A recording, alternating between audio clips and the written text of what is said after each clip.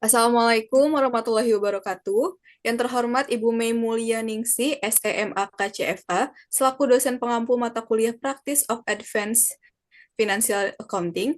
Perkenalkan, kami dari kelompok satu yang beranggotakan saya, Hanur Mediana dengan NPM 022123031, lalu rekan saya.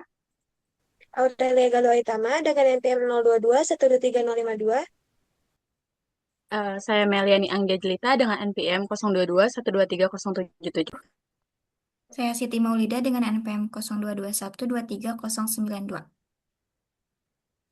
Saya Revina Duyani dengan NPM 022123097. Pada kesempatan ini, kami akan memaparkan materi pelaporan keuangan segmen dan pelaporan keuangan interim sebagai tugas ujian akhir semester atau UAS, mata kuliah Practice of Advanced Financial Accounting.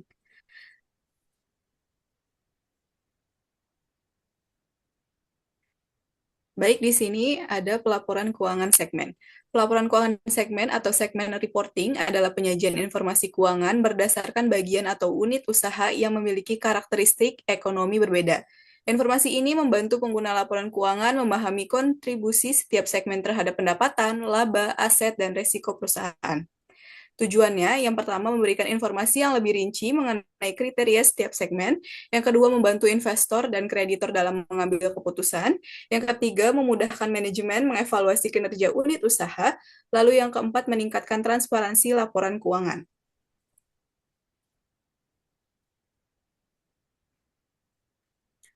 Selanjutnya, terdapat tiga konsep utama dalam pelaporan segmen, yaitu Management Approach, Operating Segment, dan Chief Operating Decision Maker atau CODM. Yang pertama ada Management Approach. Pelaporan segmen menggunakan Management Approach, yaitu informasi yang dilaporkan kepada pihak eksternal disusun berdasarkan informasi yang digunakan oleh manajemen dalam mengelola perusahaan. Dengan demikian, informasi yang disajikan sesuai dengan kondisi dan kebutuhan manajemen dalam menjalankan perusahaan. Selanjutnya ada Operating Segment.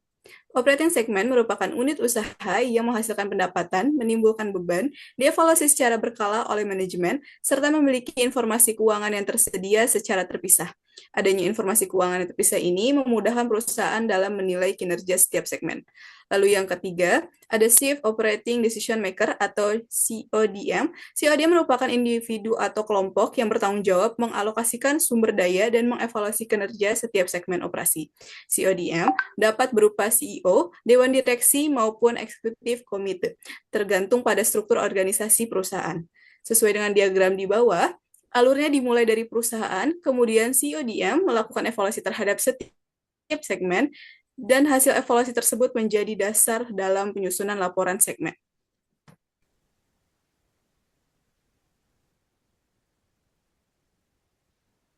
Ada komponen informasi pelaporan segmen. Informasi yang disajikan dalam pelaporan segmen merupakan informasi yang digunakan manajemen untuk mengevaluasi kinerja masing-masing unit usaha. Komponen yang pertama adalah segmen revenue, yaitu pendapatan yang dihasilkan segmen. Segmen expense, beban yang berkaitan dengan aktivitas segmen. Segmen profit or loss, laba atau rugi yang diperoleh segmen.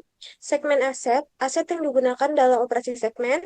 Segmen liabilities, liabilitas segmen jika digunakan CODM. Next. Lalu ada aggregation kriteria. Tidak semua operating segmen harus disajikan secara terpisah dalam laporan keuangan. Perusahaan dapat menggabungkan dua atau lebih segmen apabila memiliki karakteristik ekonomi yang serupa, sehingga informasi yang disajikan tetap relevan dan tidak berlebihan. Agar dapat digabungkan, segmen harus memiliki kesamaan dalam karakteristik ekonomi, produk atau jasa yang dihasilkan, proses produksi, jenis pelanggan, metode distribusi, dan lingkungan regulasi. Tujuan agregasi yaitu menyederhanakan penyajian laporan segmen, menghindari terlalu banyak segmen yang dilaporkan, dan tetap mempertahankan relevansi informasi bagi pengguna laporan keuangan. Next. Lalu ada reportable segmen dan quantitative threshold. Setelah proses agregasi selesai, perusahaan menentukan reportable segmen, yaitu segmen yang harus dilaporkan secara terpisah dalam laporan keuangan. Penentuannya dilakukan menggunakan quantitative threshold sesuai IFRS 8 Operating Segments, yaitu apabila suatu segmen memenuhi minimal satu dari tiga pengujian berikut. Yang pertama adalah revenue test, pendapatan segmen lebih besar dari 10% dari total pendapatan seluruh segmen. Yang kedua, profit or loss test, laba atau rugi segmen lebih besar 10% dari nilai yang lebih besar antara total laba atau total rugi seluruh segmen. Yang ketiga ada aset test, yaitu aset segmen lebih besar 10% dari total aset seluruh segmen. Next. Baik, di sini selanjutnya sesuai dengan yang rekan saya telah jelaskan, di sini ada yang pertama revenue test. Nah, revenue test ini merupakan pengujian untuk menentukan apakah suatu segmen operasi harus dilaporkan secara terpisah dalam laporan segmen berdasarkan besar kontribusinya pendapatan. Di sini kriterianya yaitu segmen dilaporkan apabila total pendapatan yaitu eksternal dan internal mencapai lebih besar dari 10% dari total pendapatan seluruh segmen. Nah, perhitungannya itu di sini ada total pendapatannya yaitu seluruh segmennya sebesar 600 juta. Nah, batas 10%-nya itu sama dengan 60 juta. Nah, dari segmen-segmen produk makanan, plastik dan pengepakan, konsumsi dan komersial, kesehatan dan keilmuan serta kimia, di sini segmen yang dapat dilaporkan yaitu hanya produk makanan, plastik dan pengepakan, serta kesehatan dan keilmuan. Karena persentase gabungan dari 600 jutanya yang berhasil lolos itu hanya produk makanan, plastik dan pengepakan, serta kimia sebesar 53,8%, 18,8%, serta 14,3%.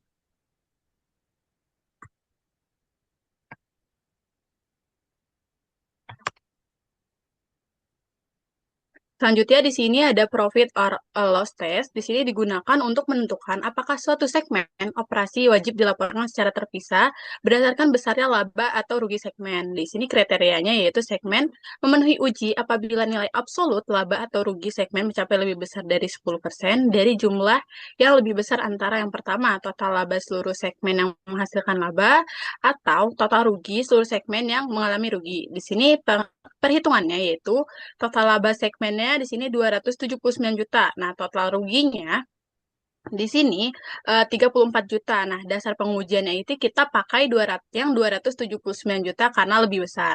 Dan batas 10%-nya itu sebesar 27 juta, 27,9 juta. Nah, di sini persentase gabungan dari 297 juta yang berhasil lolos segmennya yang dilaporkan yaitu ada produk makanan sebesar 71%, plastik dan pengepakan sebesar 21,1%, dan sisanya itu tidak dilaporkan karena persentase gabungannya masih di bawah 10%.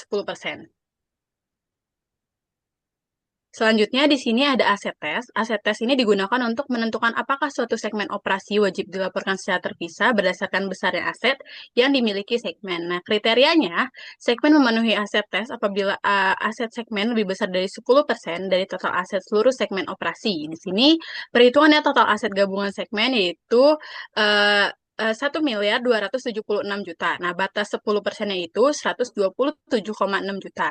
Di sini segmen yang persentase gabungannya itu berhasil yang harus dilaporkan itu ada segmen produk makanan sebesar persentase gabungannya sebesar 32,2%,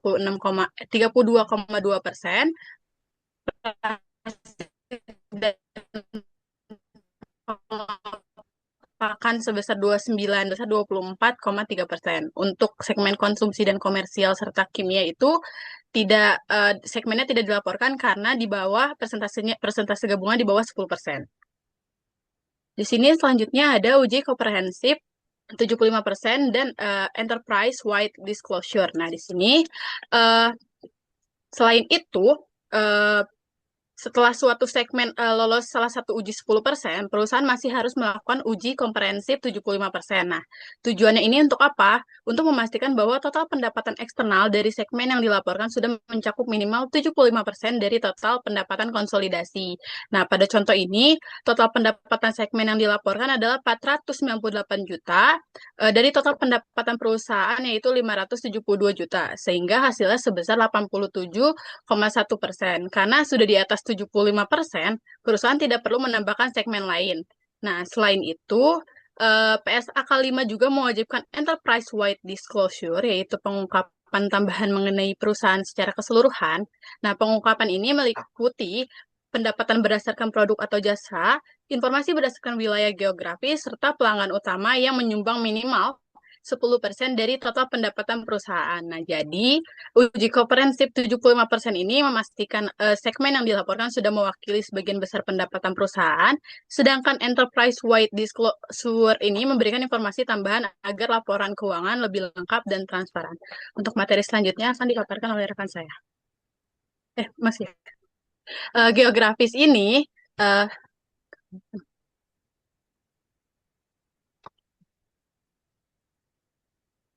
Selanjutnya di sini ada geographic information atau informasi geografis. Nah, perusahaan ini mengungkapkan pendapatan dan aset berdasarkan wilayah geografis agar pengguna laporan keuangan dapat mengetahui kontribusi masing-masing wilayah terhadap kinerja perusahaan. Nah, informasi yang diungkapkan ini meliputi yang pertama, pendapatan dari pelanggan eksternal berdasarkan wilayah.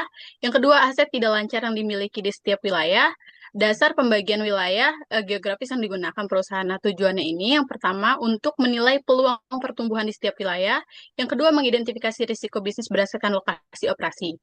Dan selanjutnya, di sini ada major customer disclosure. Nah, apabila terdapat satu pelanggan yang memberikan kontribusi 10% atau lebih dari total pendapatan perusahaan, maka perusahaan wajib mengungkapkan besarnya pendapatan dari pelanggan tersebut, beserta segmen yang terkait. Namun, identitas pelanggan tidak perlu disebutkan untuk menjaga kerahasiaan bisnis. Di sini, informasi yang diungkapkan itu yang pertama, besarnya pendapatan yang berasal dari pelanggan tersebut, yang kedua, segmen operasi yang memperoleh pendapatan tersebut, dan yang ketiga, identitas pelanggan tidak perlu disebutkan.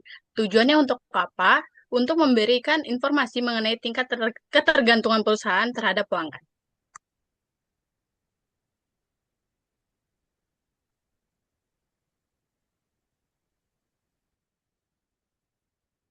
Baik, selanjutnya ada tampilan contoh data segmen perusahaan yang terdiri dari 5 segmen, yaitu retail, properti, hotel, logistik, dan teknologi. Masing-masing segmen ini memiliki data berupa pendapatan, laba, dan aset. Nah, dalam menentukan apakah suatu segmen termasuk reportable segmen atau segmen yang wajib dilaporkan, perusahaan perlu melakukan beberapa pengujian, yaitu revenue test, profit test, dan aset test. Beberapa hasil pengujian pada slide segmen retail ini memenuhi revenue test, profit test, dan aset test. Untuk segmen properti juga memenuhi ketiga kriteria tersebut. Kemudian segmen hotel juga memenuhi revenue test, profit test, dan aset test. Untuk segmen logistik, meskipun mengalami kerugian sebesar 15, segmen ini tetap memenuhi profit test karena dalam pengujian laba atau rugi, nilai kerugian juga dapat diperhitungkan. Sedangkan segmen teknologi memenuhi aset test karena nilai asetnya memenuhi kriteria yang ditentukan. Jadi kesimpulannya, kelima segmen tersebut termasuk reportable segmen karena masing-masing segmen memenuhi setidaknya satu kriteria pengujian. Next.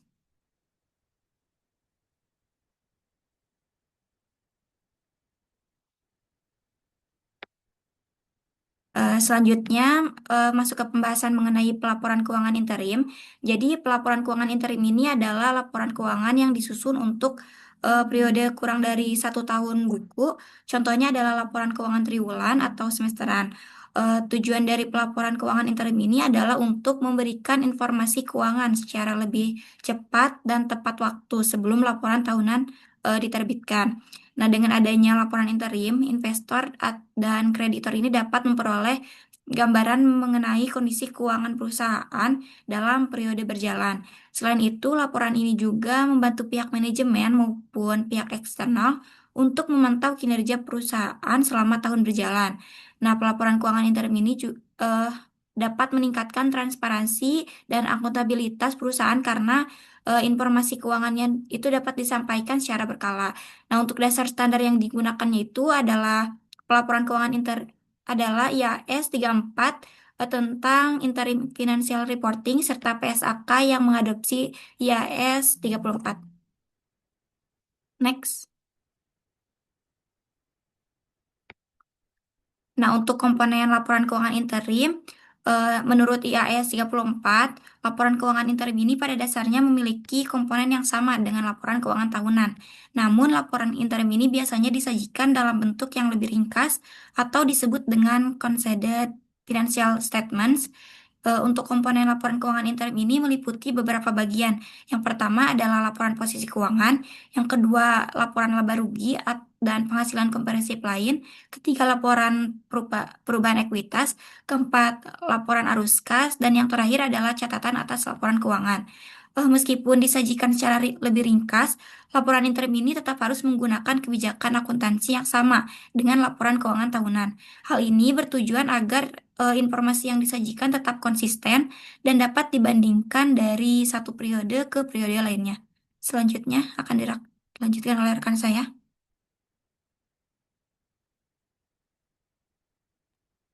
Baik, selanjutnya untuk pengakuan dan pengukuran dalam laporan interim.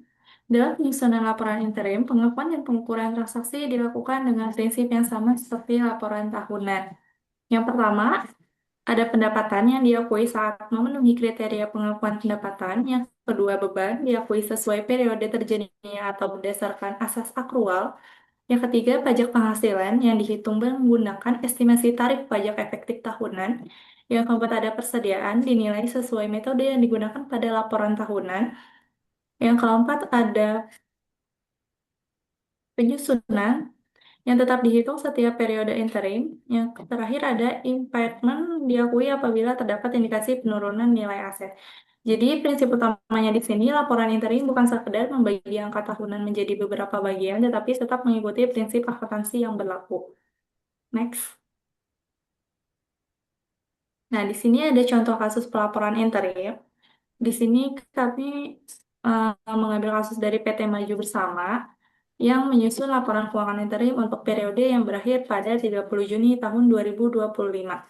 Data yang tersedia ada 4. Yang pertama, pendapatan yang diketahui dari bulan Januari sampai Juni sebesar 600 miliar rupiah.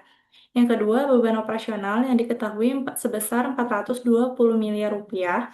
Yang ketiga, ada penyusutan yang diketahui sebesar 20 miliar rupiah. Dan estimasi tarif pajak efektif yang diketahui sebesar 22%. Penyelesaiannya di sini melalui 3 tahap. Yang pertama, kita cari dulu laba sebelum pajaknya dengan rumus pendapatan dikurang beban operasional, yaitu yang diketahui di sini 600 miliar rupiah dikurang 420 miliar rupiah dan maaf dikurangi juga dengan penyusutan yang diketahui sebesar 20 miliar rupiah, yaitu menghasilkan sebesar 160 miliar rupiah. Lalu untuk mencari beban pajak, di sini estimasi tarif pajak efektifnya 22% dikali 160 miliar rupiah dari laba sebelum pajak yang sudah dihitung sebelumnya dan menghasilkan sebesar 35,2 miliar rupiah. Lalu untuk laba bersihnya diketahui dari laba sebelum pajak dikurang beban pajak, yaitu sebesar 160 miliar rupiah dikurang 35,2 miliar dihasilkan sebesar 124,8 miliar rupiah. Jadi dari contoh ini menunjukkan bahwa pajak dalam laporan interim dihitung menggunakan estimasi tarif pajak efektif tahunan, bukan tarif yang dihitung hanya untuk periode interim. Selanjutnya akan dijelaskan oleh rekan saya.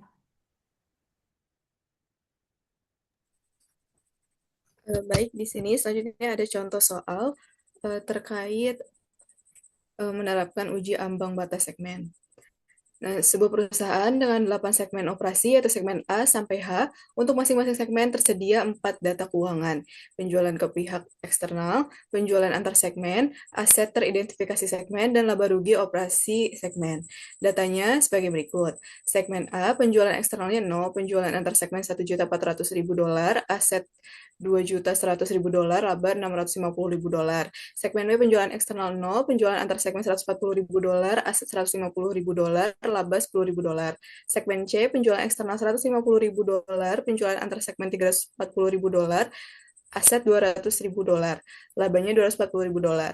Segmen D, penjualan eksternalnya 0, penjualan antar segmen $800.000, aset $700.000, laba $550.000. Segmen E, penjualan eksternal $400.000, penjualan antar segmen $600.000, aset $1.400.000, rugi $460.000. Segmen F, penjualan eksternal 0, penjualan antar segmen $200.000, aset $800.000, laba $90.000. Segmen G, penjualan eksternal 0, penjualan antar segmen $110.000, aset $180.000, rugi $210.000. Segmen H, penjualan eksternal 0, penjualan antar segmen $540.000, aset $600.000, laba $210.000. Secara total, penjualan eksternal seluruh segmen adalah $550.000, penjualan antar segmen $4.130.000, total aset $6.130.000, dan total laba operasi $1.080.000.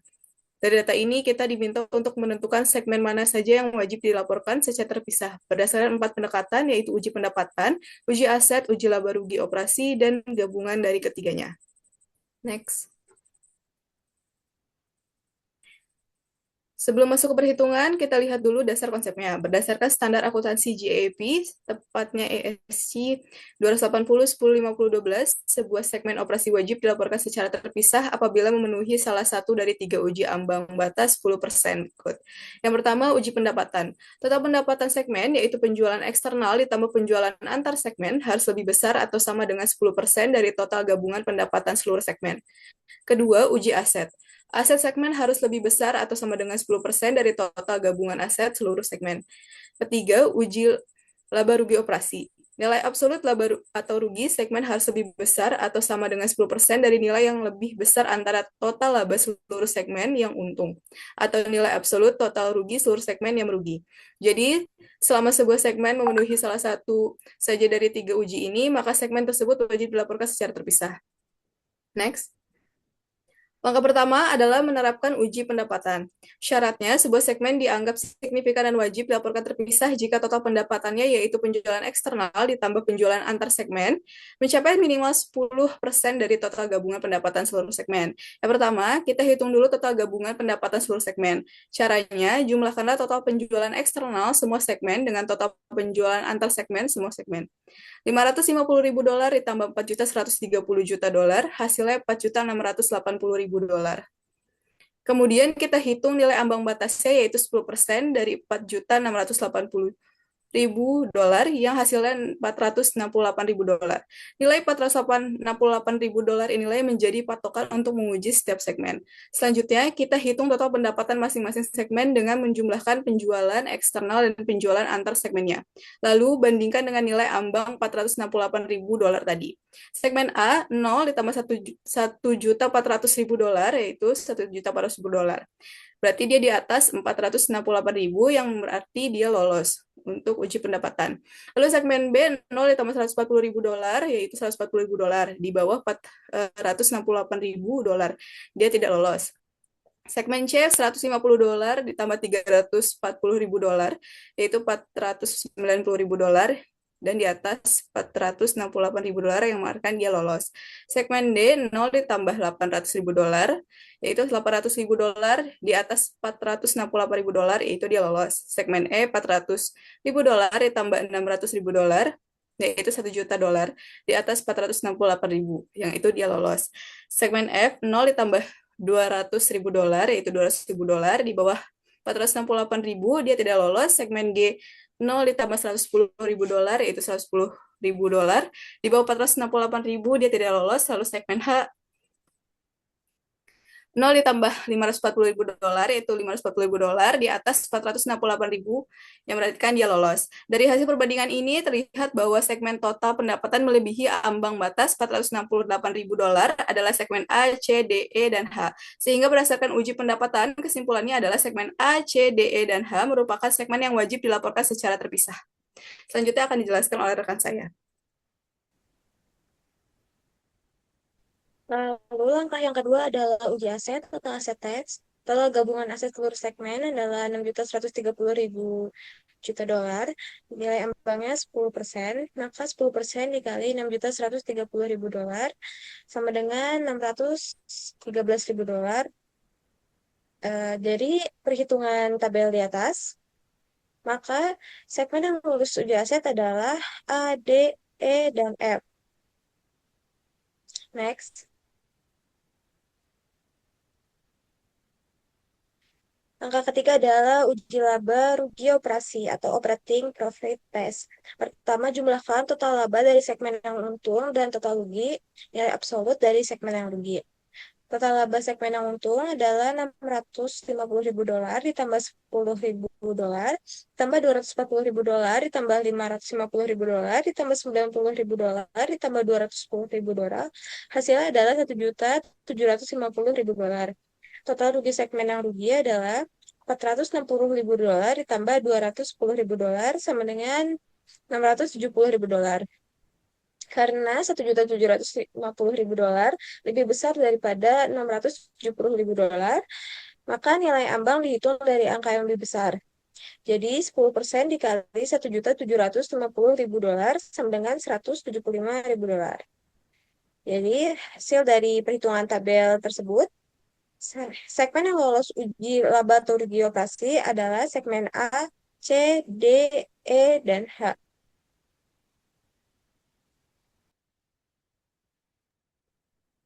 Baik.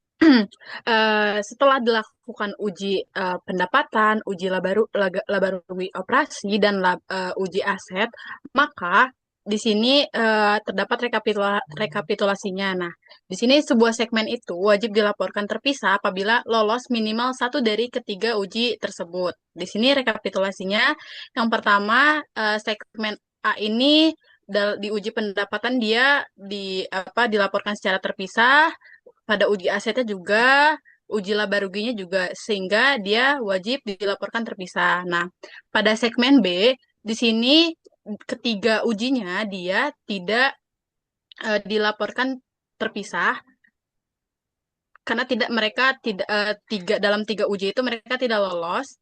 Jadi di dalam tabel wajib dilaporkannya itu tidak dan masuk all other.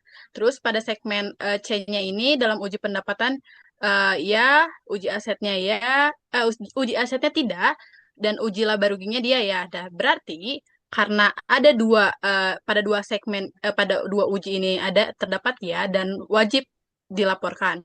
Terus pada segmen D, di sini pada uji pendapatannya dia ya, uji asetnya ya, dan uji laba ruginya ya. Jadi dari ketiga uji tersebut di segmen D itu wajib dilaporkan. Selanjutnya segmen E yaitu di uji pendapatannya ya dia ya, di uji asetnya itu dia ya, dan ketiga uji itu ya dan berarti artinya wajib dilaporkan.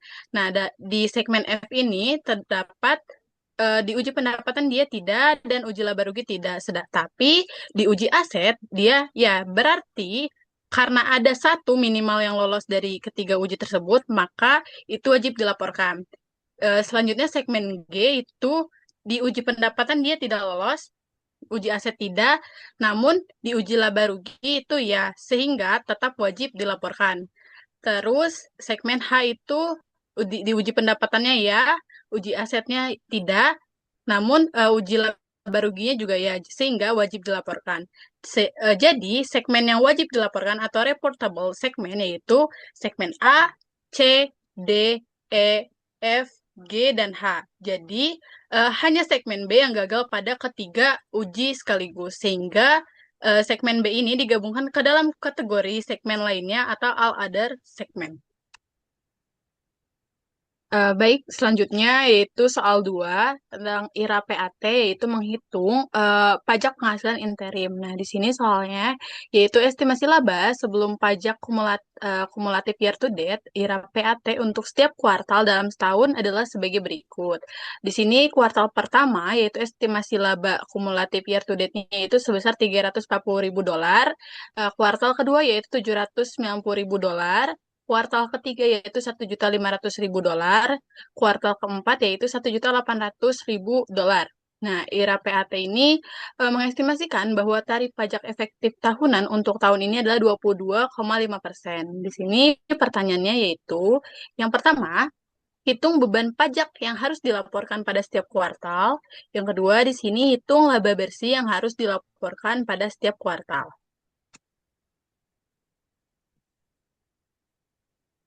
Baik, untuk langkah pertama kita menghitung dulu pajak kumulatif year to date-nya. Caranya adalah dengan mengalihkan laba kumulatif setiap kuartal dengan tarif pajak efektif tahunan, yaitu sebesar 22,5%.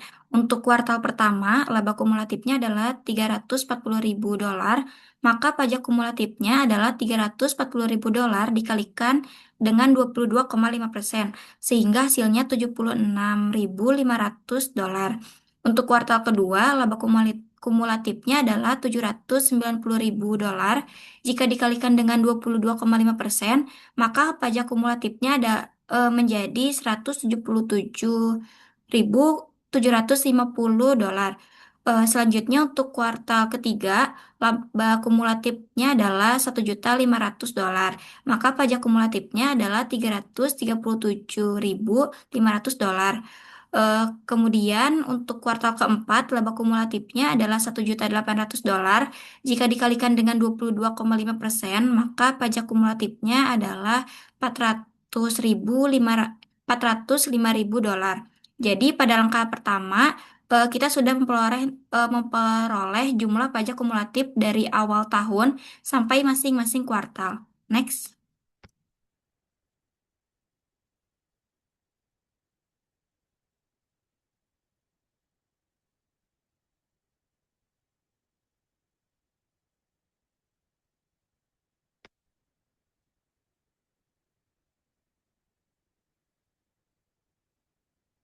Baik, untuk langkah kedua, kita menghitung beban pajak per kuartalnya. Rumus yang digunakannya adalah beban pajak kuartal berjalan sama dengan pajak kumulatif kuartal. Kuartal ini dikurangi pajak kumulatif kuartal sebelumnya.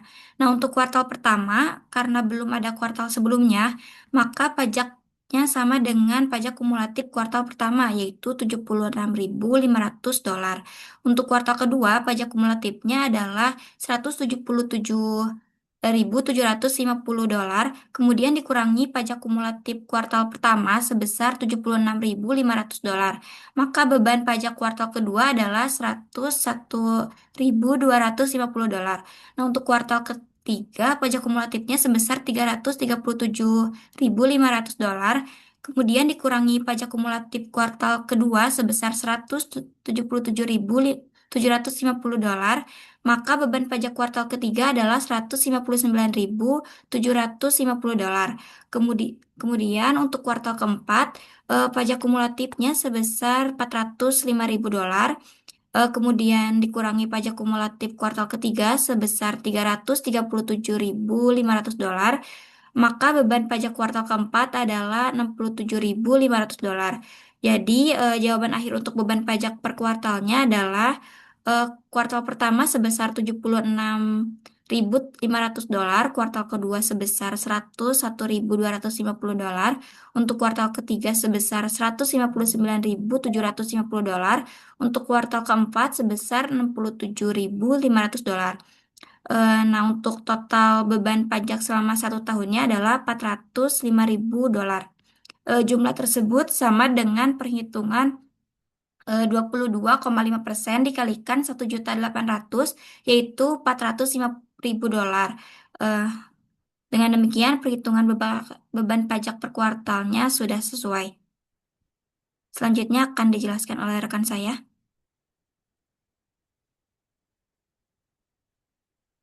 Baik, pada langkah ketiga ini kita menghitung laba bersih per kuartal. Karena data yang tersedia masih berupa laba kumulatif year to date, maka terlebih dahulu harus diubah menjadi laba masing-masing kuartal atau laba yang tidak bersifat kumulatif. Caranya itu cukup sederhana, yaitu dengan mengurangi laba kumulatif kuartal berjalan dengan laba kumulatif kuartal sebelumnya. Misalnya, pada kuartal 2 sebesar $790.000 dikurangi laba kumulatif kuartal 1 sebesar $340.000. Sehingga laba kuartal 2 adalah $450.000. Langkah yang langkah yang sama dilakukan untuk kuartal kedua dan kuartal ketiga dan keempat. Lalu kemudian untuk mengetahui laba bersih kuartalnya, diketahui dengan rumus laba kuartal berjalan dikurangi beban pajak kuartal berjalan. Seperti pada tabel di bawah ini, untuk kuartal pertama, Diketahui laba kuartalnya itu 340.000 dolar dikurangi dengan beban pajak yaitu 76.500 dolar. Maka laba bersih kuartal pertama diketahui sebesar 263.500 dolar. Nah, cara yang sama juga dilakukan untuk kuartal kedua, ketiga, dan keempat. Dan sebagai verifikasinya di sini dapat dilihat dengan hasil total laba bersih dalam 1 tahun, yaitu sebesar 1.800.000 dolar dikurangi 405.000 dolar, yaitu sebesar 1.395.000 dolar. Dan hasilnya ini konsisten dengan jumlah laba bersih per kuartalnya. Seperti yang bisa dilihat pada tabel juga, laba bersih kuartal pertama itu dihasilkan 263.500 dolar ditambah dengan laba kuartal kedua sebesar 348.750.000 dolar ditambah laba bersih kuartal ketiga sebesar 550.250 dolar, dan yang laba bersih kuartal keempat sebesar 232.500.000 dolar. Maka totalnya dihasilkan sebesar 1.395.000 dolar. Next. Dan sebagai kesimpulannya, pelaporan keuangan segmen merupakan penyajian informasi keuangan berdasarkan unit usaha atau segmen operasi perusahaan sehingga penggunaan laporan keuangan dapat menilai kinerja dan risiko masing-masing segmen secara lebih jelas.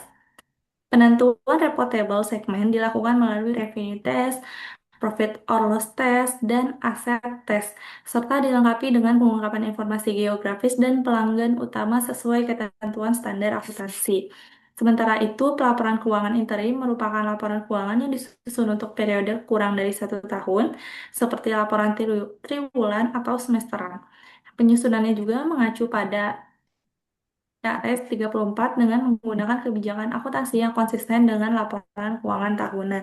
Melalui laporan interim, perusahaan dapat memberikan informasi keuangan yang relevan, andal, dan tepat waktu sehingga membantu investor, kreditor, serta pengguna laporan lainnya dalam mengambil keputusan ekonomi. Baik, sekian saja presentasi dari kelompok kami. Kurang lebihnya mohon maaf. Wassalamualaikum warahmatullahi wabarakatuh.